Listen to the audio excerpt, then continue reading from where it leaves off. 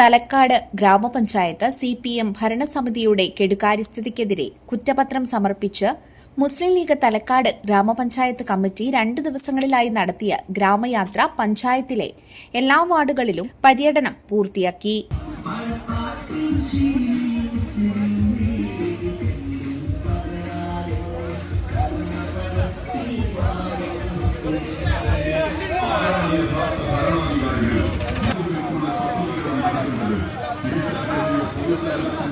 സമാപന സമ്മേളനം തിരൂർ നിയോജക മണ്ഡലം MLA കുറുക്കോളി മൊയ്തീൻ നിർവഹിച്ചു. അത് 3 കൊല്ലം നമുക്ക് കളഞ്ഞു വരുന്നത്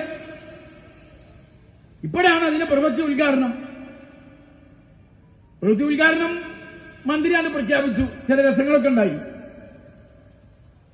ഞങ്ങളത് നടത്തിക്കോളിന്ന് പറഞ്ഞു.